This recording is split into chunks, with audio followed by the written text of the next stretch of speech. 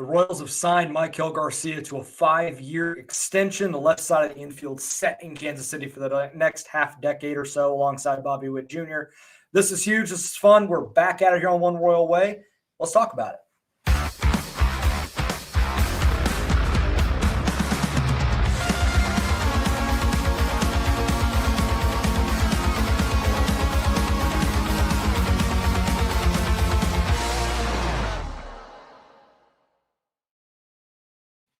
Back out of here on Kansas City Sports Network. I'm Joel Penfield. Thank y'all so much for tuning in. Make sure to like, rate, subscribe, review on all platforms. Hit those notification bells so you know when these episodes go up. Obviously, this is our first episode in quite a while now, a couple months at least.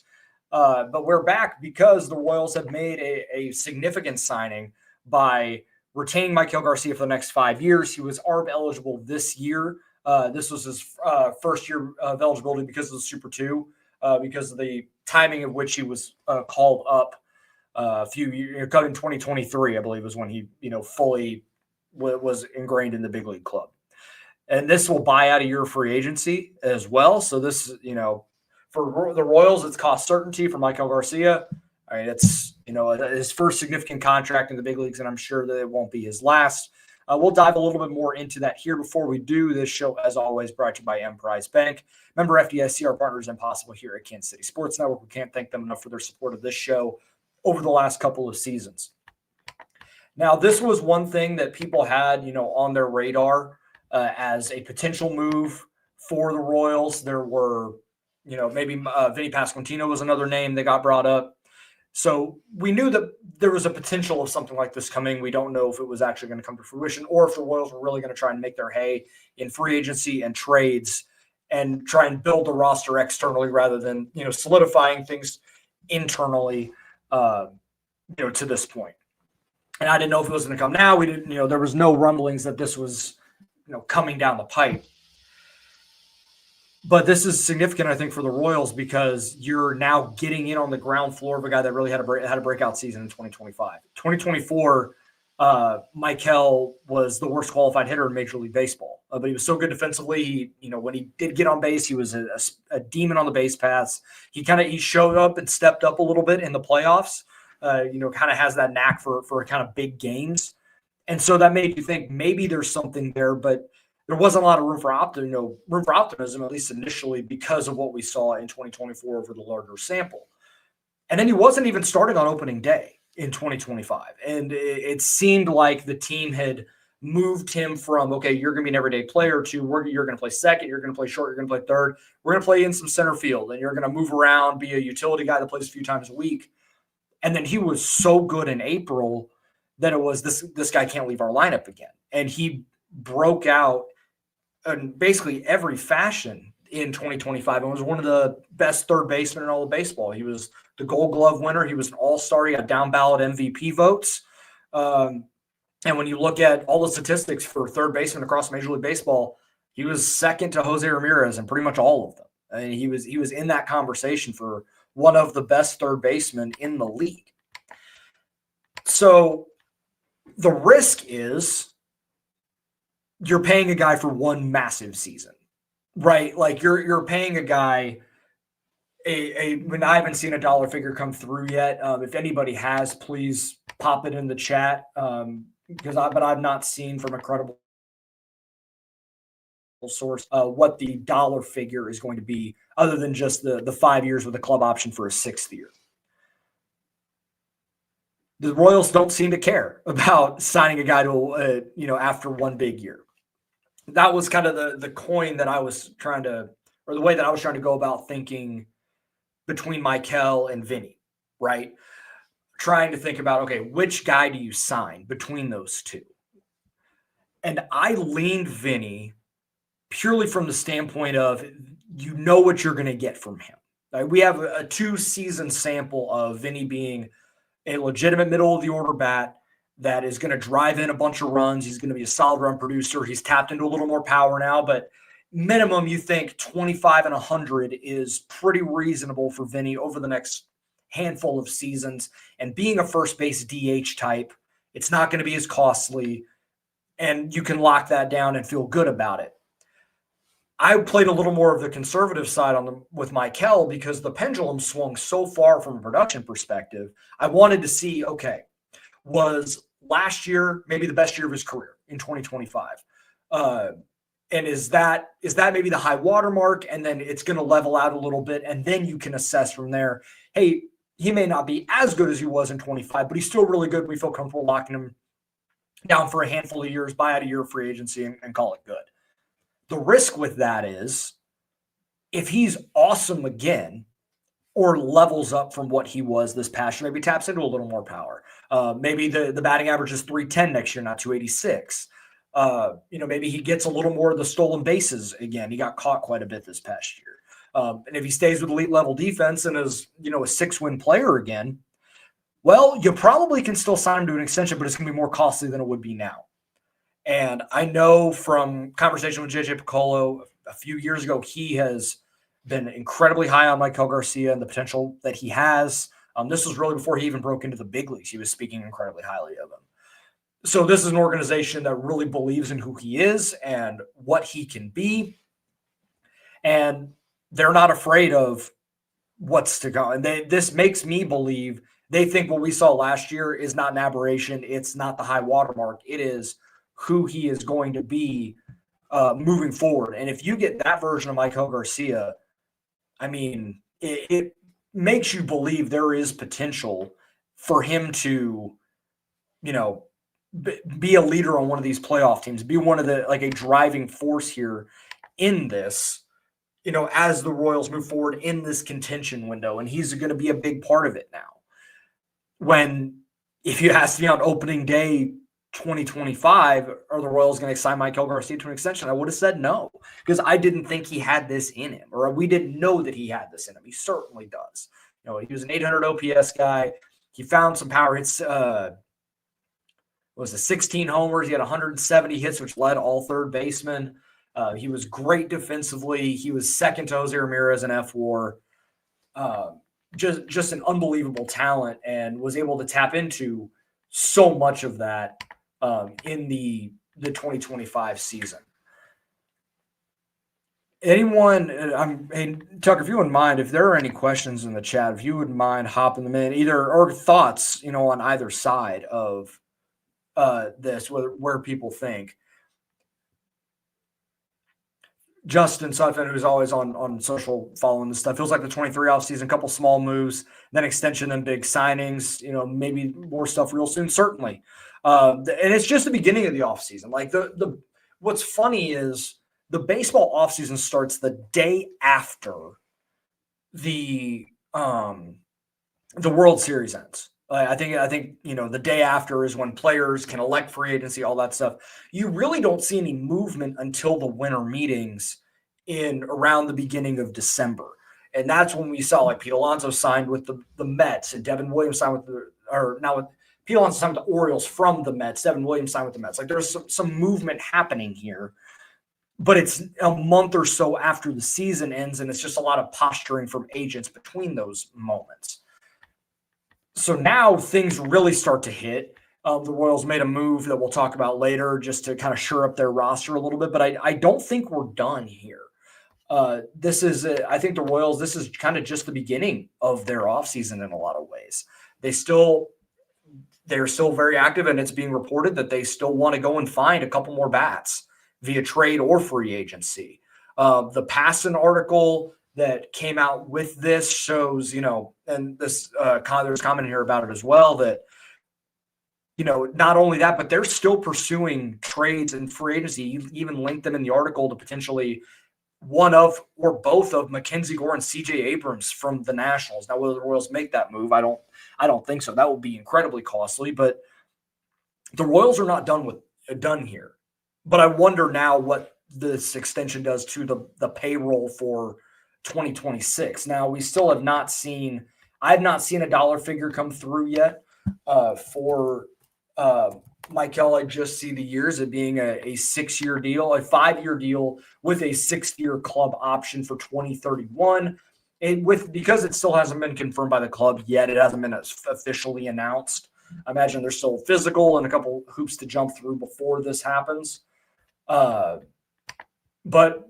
I mean, this is a huge deal for Kansas City to try to get one of these guys locked down and have cost certainty about this contention window with another player that they believe to be part of their core. So, I mean, this is obviously significant, and we'll talk a little more about that here shortly on the other side of this and other potential moves that they could make as the offseason progresses. But we do need to hit a break and do so. We'll be right back.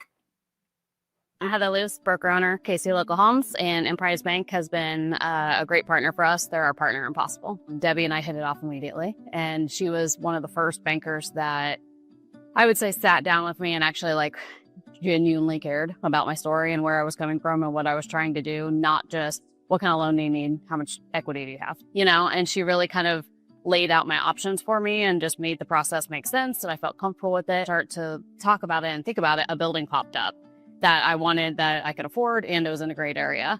And so they really guided me through the SBA. I used the SBA loan to acquire it and really guided me through that process and made it happen. I think that we talk about that a lot, where we wouldn't have a business. We wouldn't have what we have here if we didn't have the clientele that we do. I've always functioned out of a people over profits mentality. The houses sell themselves, right? Like, I'm here to help people and facilitate the transaction for them. Missouri, your moment is finally here because DraftKings Sportsbook, America's top-rated sportsbook app, is now live in your state. Now you can make every game even more exciting with same-game parlays, money lines, props, and more, all from your phone, all safe, secure, and easy to use. Missouri fans know game day. The tailgates, the noise, the passion. Now with DraftKings Sportsbook, you can bring that same energy to every snap, every touchdown, every win. And right now, new Missouri customers can bet just $5 and get $300 in bonus bets instantly. No waiting, no nonsense, just pure action powered by America's top-rated sportsbook app. Download the DraftKings Sportsbook app and use code KCSN. New Missouri customers bet just $5 and get $300 in bonus bets instantly. That's code KCSN. The crown is yours. In partnership with DraftKings Sportsbook. Gambling problem? Call 1-800-GAMBLER. 21 plus, physically present in Missouri. Eligibility and restrictions apply. Terms at DraftKings.com/sportsbook. Bonus bets expire 7 days after issuance. For additional terms and responsible gaming resources, see sportsbook.draftkings.com/promos. Go over to YouTube and go watch the newest Tucker Franklin DraftKings read. That might be the best one. And he sets the bar, it's a pretty high bar to clear, but he certainly has done it. Thank you to everybody for hanging out here on YouTube or listening later on the audio side. I appreciate it. Be sure to like, rate, subscribe, review. We're trying to get to 1,000 subscribers. I would like to get there before opening day, and we're just crossed that 900 threshold not too long after the off season. So still got ways to go, but I appreciate the support through this. Still in the middle of football season and all that. With Maikel Garcia, it's a 5-year extension with a club option for 2030. And now let's kind of move this forward to what else could the Royals do this offseason. And they've already made one move to the big league roster specifically, and that was Lane Thomas. That news dropped yesterday. That was not necessarily breaking news, team worthy. Totally understand why. It was a 1-year, $5.25 million deal with, I think, $1 million more in incentives. What those incentives are, they have not mentioned. Lane Thomas was the guy that Jordan and Josh and I had talked about during the 24 season that the Royals should trade for as an outfield bat that can hit lefties. And Cleveland got him, and he was fine down the stretch. He had a good playoff run for them. He had I think Jack Johnson posted the clip. He had like a grand slam off a Scooble in the wild card round against the Tigers, or in the DS against the Tigers, and got them helped them move on there to the CS against the Yankees. But he's the guy for his career that has like a 900 OPS against left-handed pitching, a really good runner, a solid defender. The metrics don't play out great, but his speed kind of makes up for it. Now, he missed last year with, I think it was plantar fasciitis, so maybe we'll have to see on the speed, truly the speed aspect. But a guy that can play all three outfield positions. He can spell his spell in center field and actually be a legitimate center fielder instead of throwing Garrett Hampson out there in center field or Tyler Tolbert in center there. Can play center, but that's not their main position. They just kind of are athletic enough to do it. There's a massive difference there. He has legitimate big league experience in the outfield and playing center field specifically. He can play on the corners as well. This might be, if I had to look at like what the roster is going to look like on opening day, Kyle Isbell is going to be in center field, and then Jack Caglione very likely going to be in right field. So the other side of that platoon would be Lane Thomas, and they can kind of mix and match that. It is not a massive needle mover. It's not the sexiest move on the planet. It's a 1-year, $5 million deal, but it does make the Royals better because we watched some of those heavy left-handed, right-handed hitting platoon lineups against left-handed pitching, and it wasn't very pretty. And you were just hoping they were going to be able to scratch enough across or Bobby would be able to carry the day to win. Now you have a guy like Lane that can absolutely mash left-handed pitching. And if he's able to bounce back a little bit, work with these new hitting coaches and Connor Dawson and Marcus Thames and what they're going to be able to bring to this hitting group, maybe he could solve some of the outfield issues. It's not the sexiest move on the planet, but it certainly makes the team better. And so now you combine that with now locking down Maikel. That's more of a cost certainty thing. But I imagine that's a little bit of a weight off his shoulders. He was going into arbitration this year. And now it's like, nope, we're not even going to worry about that. We're just going to lock you down for the next half decade and give you cost certainty, basically give you and your family generational wealth now. And you wonder what that does to the psyche of a player. And I think Maikel is wired the right way, similar to what we've seen with Bobby and others, that this isn't just hey, I got my money and now I'm cool. Like now I need to go out and prove it.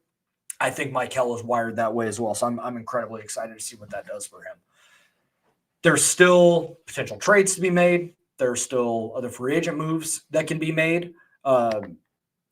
By signing Lane Thomas, you still, if you want him to you want him to be your everyday left fielder or one of, then now you need to go and get the other side of the platoon. I thought Mike Yastrzemski was about as sure as it was going to get. I thought the Royals were going to re-sign him. That is not the case. He signed a 2-year, $23 million deal with the Atlanta Braves, which 2 full years at that price, little too rich for me personally. I would have done I think if the language was a little different, it was a 1-year deal with a mutual option for a second year at $10 million. So it, works out as a 2 for 23. I would have done that, but a full 2 years of Mike Yastrzemski at 35 and 36 years old, not in on that aspect of it. So I would not have that move was out the second I saw that number. Looking for outfielders that are still available that are left-handed hitting. Michael Conforto, but I mean he was so bad with the Dodgers. I think that might be done. Max Kepler, he was fine for the Phillies. Maybe you could platoon him there. Adam Frazier is still sitting out there. I would not be shocked if the Royals brought Adam Frazier back in some sort of utility capacity, kind of like he was this past year. Play second base, play third in a pinch, play left field, and be fine with it. I think if he is kind of more in that role, it's fine. I worry about it a little bit because we really have the tale of 2 Adam Fraziers between the 24 season and then what we saw at the back half of 25. 24, he was awful, and he had to play near every day just because of some injuries. And then what we saw in 25 was he was very good and legitimately good and, made all of us look dumb for crapping all over the decision to trade for Adam Frazier willingly. But he was great. He nearly matched his entire hit total in the last 3 months of 25 than he did the entirety of 24. So that's where I kind of worry about it a little bit from the sense of which Adam Frazier are you going to get. And even if he's in the middle of that and he's okay in a role where he's playing 2 to 3 days a week, I think that would be fine. There's not many other guys, at least that are right-handed or that are left-handed hitting that make me think, yes, that could work. Like maybe Mike Tauchman, who's, a little bit older. You can get him on kind of a cheap deal. He, has some, decent splits against righties. Let me just validate that really quick for his career. There are a lot of guys, I think, at this point that if they wanted to go that route, then, I think that's probably fine. Yeah, Talkman's he's a 752 OPS guy. He hits like 270 against lefties. I think or against righties. I think if you just solely let him play against right-handed pitching and then have Lane Thomas there immediately after, it could work. But I don't know over the course of 162 if a strict platoon, will work over the course of a full season. It can, but there's certainly some risk mitigation there, and it doesn't necessarily raise the ceiling. On the trade front, I frankly have no idea if the Royals are going to make the big move that we're all searching for. It's so tricky to know because JJ has said, we're willing to make moves, but there has to be kind of a willingness on the other side. He's talked about that with extensions. Like we are willing to do it, but who knows? I am hesitant to say that they're going to make the big move, but if they're going to go and lock up Maikel, that tells me I think that they're kind of all in on the now, which they should be. Clearly, you have a superstar in Bobby Witt Jr. that you have to maximize the window of, and you still have the last couple of years of Salvador Perez. You owe it to him to be able to contend on a 2-year deal. You have Vinny, you have all of these guys, right? That, and then you got all of these pitchers that you don't want to waste as well. Well, you need to maximize. Lee 87 in the chat here. Any farm guys have a good offseason league that might be able to hoping they can chew up some lefty pitchers? I don't know, man. The guys that are in like high or that are kind of in the upper minors, I'm not sure that there are many that are going to be able to yes, that guy can help you in the big leagues right now. I think that's why we're seeing them be so aggressive, at least in talks of making a trade for somebody, right? Or signing players in free agency because they just don't have the guys to really they just don't have the dudes in the upper minors right now hitting wise that are going to be worth it. I think Tyler Gentry showed very quickly. Yeah, he's not a big leaguer. Like Nick Lofton, I think in a pinch, he's fine, but I don't think he can be in everyday capacity at all. He's barely a bench bat, has been for most of his career. There are just not many others that give me the confidence that they can, that they're going to be a huge part of this. Like John Rave is going to have an opportunity to contend for a spot. I don't know if he's going to get it.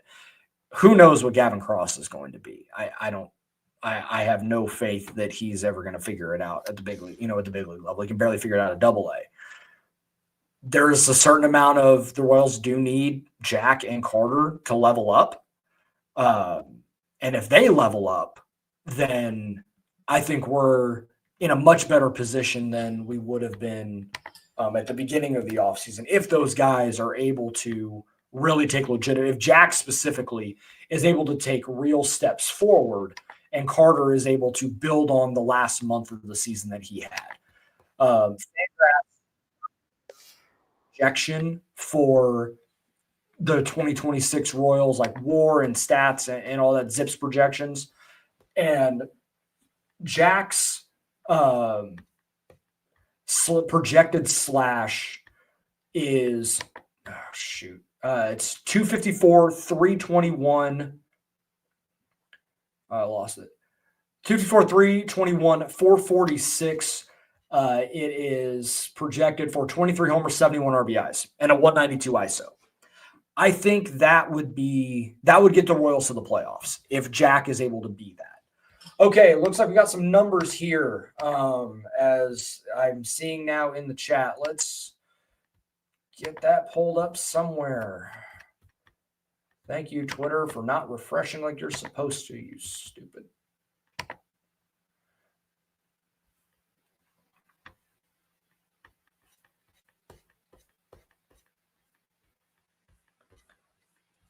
This is great. Right? Okay, here it is.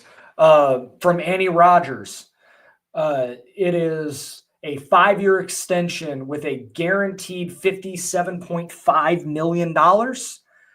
Club option and escalators in the deal can get it up to $85 million. So $685 at the top end, $5 for $57.5. If that's the deal, slam freaking dunk to go and get Maikel for what? a little over $11 million a year for the next 5 years, sign me up. I think that's really well done. I'll be curious what the breakdown is, like year over year, if it just becomes 11 and a half straight up. Usually not. I'd imagine in the end of the deal, it's a little more backloaded, but I like that number at what it is. Again, a 5-year, $57.5 million with escalators and the player option. It can go up to 85. I'd imagine those escalators are incentives for like all-star gold glove, silver slugger, certain statistical things, kind of like the way that incentivized deals in the NFL go with like the likely to be earned and not likely.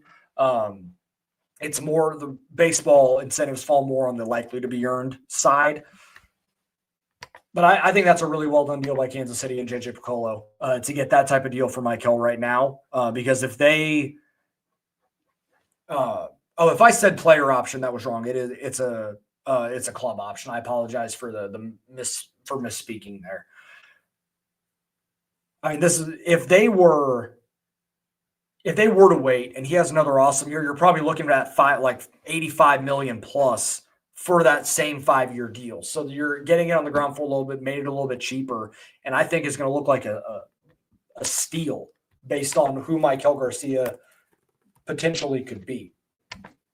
The WAR to dollars figure, it's a kind of an inexact science, right? Like it's not perfect, but just for perspective on Fangraphs, like he was worth like $45 million last year based on WAR.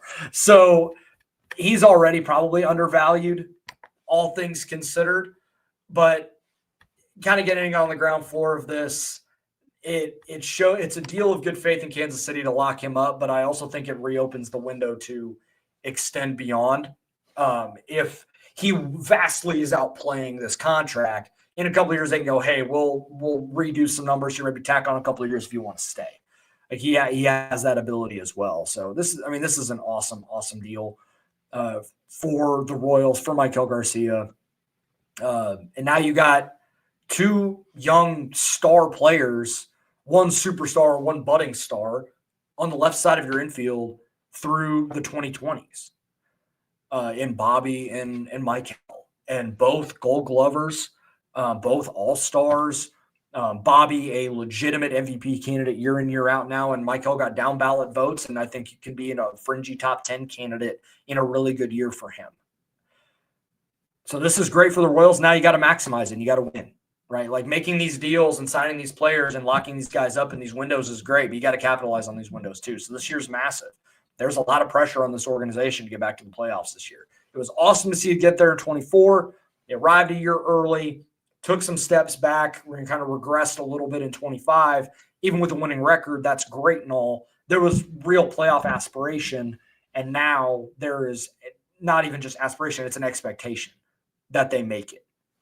And there's still some more moves to make for me to believe that they can get there.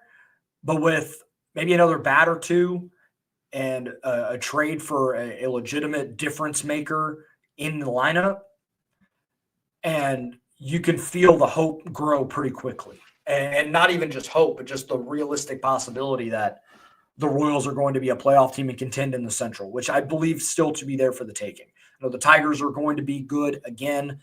Cleveland, I'm done with the belief that, Cleveland's gonna fall back. They just are going to find a way. But it's a 3-horse race for the division. The Royals can be right there. They were right there for most of last season as Detroit kind of fell back and Cleveland came up. The Royals were still there and then just ran out of gas at the end of the season.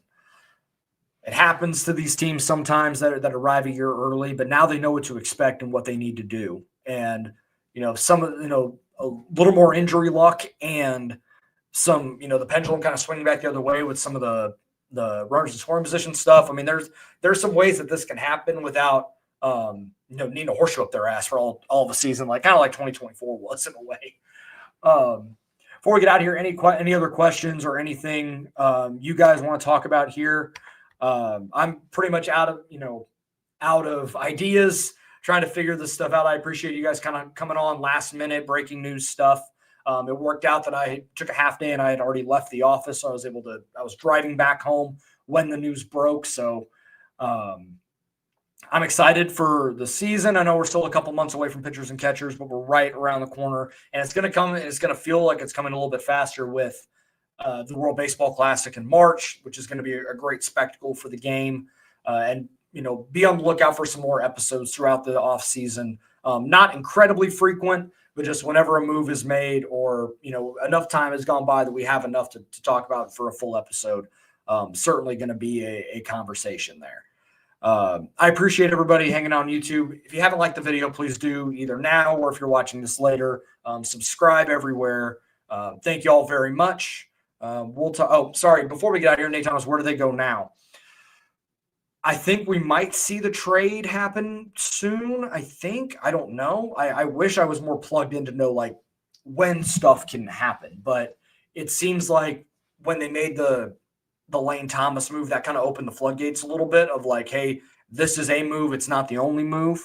And we'll see what happens next. It is going to be exciting, but you guys will hear from me when more news breaks. So we'll talk soon, everybody. Take care. Have a great one. Go Royals.